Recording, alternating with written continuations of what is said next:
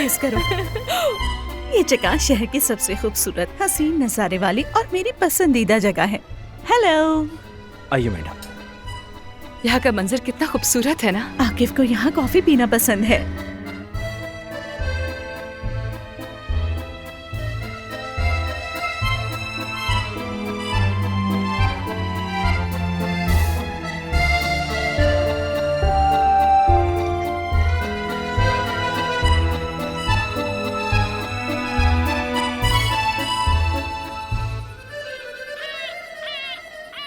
चलो अब यहाँ एक सेल्फी हो जाए। हाँ श्योर।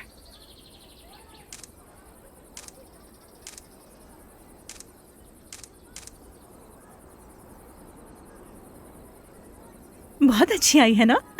अच्छी है। वैसे तानिया, एक बात बताओ, ये शहर की वाहिद जगह जहाँ से ठंडी हवा आती है।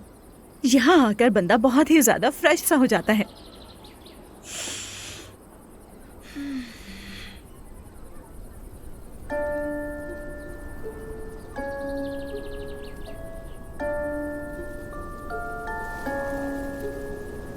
उसने और मैंने फैसला किया है कि अब हम इकट्ठे रहेंगे।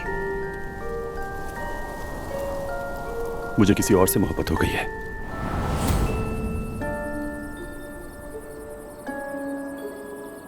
Sasha,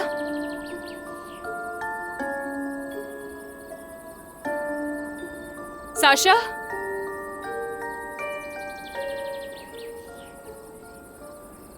Sasha, Sasha.